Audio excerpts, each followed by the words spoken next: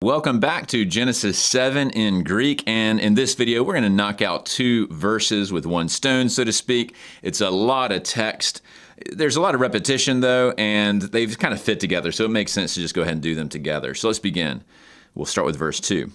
Apade ton katenon, ton katharon, esegage prase hepta, arsen kai thelu.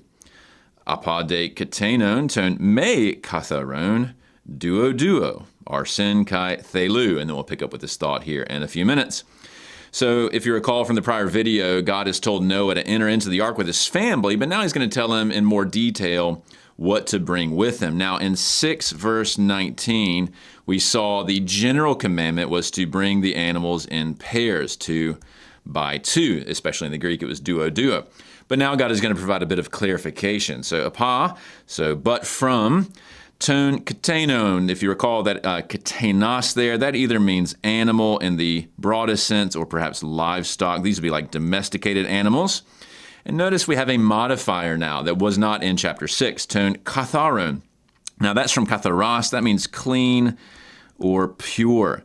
Now what's interesting about that is even though we are many centuries from the Levitical code, this is anticipating those kinds of ideas in Leviticus. This is really ceremonial purity language, that there are certain classes of animals that are clean and others that are not. This gets regulated in Leviticus, but it's already there in Genesis 7, which is a good reminder that even though the Torah is the written form that expresses the moral and ceremonial and civil laws of God, you actually have seeds of it already in the earlier, like Genesis narratives and that kind of stuff. And you see that example here. So from the clean animals, or the pure animals, esegage, that's from ago. This is a second singular aorist active imperative here. What's interesting is that with ago, you have this little reduplication. That doesn't tell you it's perfect. It's still aorist.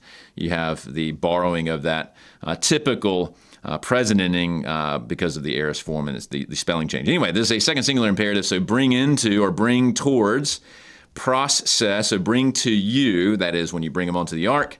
Hepta, this is the number 7. So now we have an idea that it's 7 by 7, so 7 males, 7 females, presumably, so they're all still paired up. Arsen ke thelu here, male and female. So arsen is the word for male, thelus is the word for female. We've seen that previously in Genesis. And then from the beast or animals or livestock, ton me katharon. So once again, the use of katharos, but now it's negated. It's find that interesting that they use me here as opposed to u. Maybe that's strengthening it in some way, not 100% sure. And now we're going to see from the unclean animals, we're going to do the 2 by 2, male and female once again. Now, the Masoretic text for hepta does have shiviyah here. So it does have that repetition. You see that in the Hebrew. But we saw this last time we saw the duo. In the Masoretic text is just shenim, which is 2s. And so consistently throughout Genesis 6 through 7, the Greek translator has repeated that word to make it clear that we're talking 2 by 2.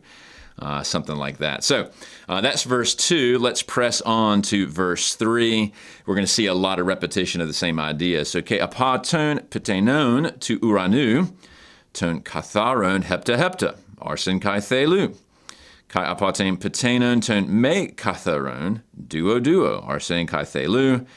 Dia trepsai sperma epipasantain gain.